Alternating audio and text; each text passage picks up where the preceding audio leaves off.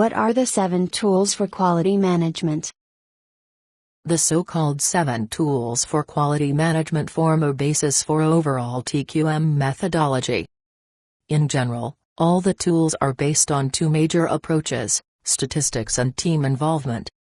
We can formulate their major goal as a set of instruments to unite the team around some of the quality issues for discussion, prediction, and preventive actions concerning potential project or product quality problems. The major tools are the flowchart, the cause and effect, fishbone or Ishikawa diagram, the Pareto diagram, the check sheet, the scatter diagram, the histogram, and the control chart. Flowcharts and cause and effect diagrams are used in quality planning and quality assurance processes. The remainder, control charts, check sheets, etc., are used as instruments of quality control. Tell me more. A flowchart is a quality management tool that allows the team to look more closely at certain processes, to identify the events and steps in the processes, and to show places for data collection and possible interdependency and points of complexity. Everybody who has studied computer science in school knows how to do flowcharts. In order to do it, you need to get the group of people interested in getting more information about the process together. Then, after some brainstorming, you finally determine the steps for the process and their sequence. Now the only thing to be done is to draft the chart on a sheet of paper. In the example shown in Figure 9.3, we are looking at a Russian roulette game as a process with a number of necessary steps and decisions on how to carry on with a process.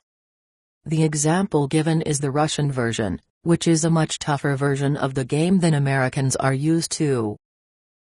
The cause and effect diagram was developed by a Japanese manager by the name of Kaoru Ishikawa as a means of allowing the project team to accumulate all the knowledge it has about some potential causes of a problem and then graphically display it in a useful way.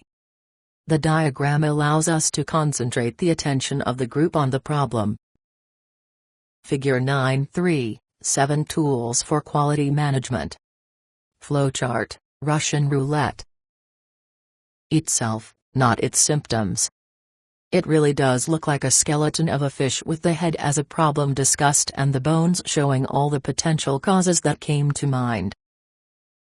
In order to do the cause and effect diagram properly, the team needs to select the problem, brainstorm it in order to get all the potential causes from the group members, rank the reasons and place them on the diagram in ranked order, and then explore any branch of the diagram more deeply if someone feels one branch is more important than the others. In Figure 9.4, we show an example of building a cause and effect diagram for a car wreck with the major sources of the problem being the weather, the state of a driver himself, something happening with parts of the car, other drivers, and so on. A Pareto chart, or diagram, shown in Figure 9.5, is used in order to select the most important problem areas of the project that can cause the most pain. It is based on the well-known 80-20 rule, which says that 20% of the problems are responsible for 80% of the total cost of the project's problems. The diagram thus explores all the potential problem areas of the project according to the number of their occurrences. The problem areas are ranked according to that number and then plotted on the diagram as in a frequency diagram. The upper part of the diagram shows cumulative cost for the problems measured in the percentage of the total cost of whatever it is being measured against. We are looking for all the possible problems with an organizational change happening in Corporation A. It is easy to see that the first and second problems are the most significant considering their contribution to the overall result. The check sheet is an instrument for collecting data on some pro.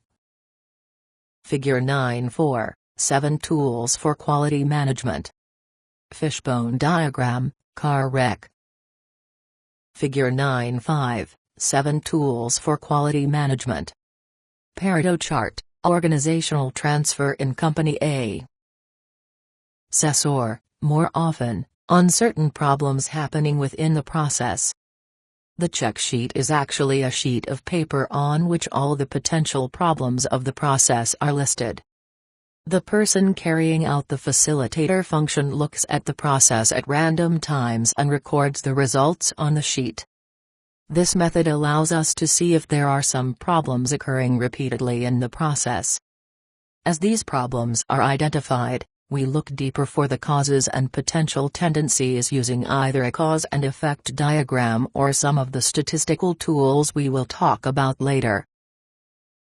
In Figure 9.6 we show an example of various problems associated with serving a hamburger at a fast food restaurant.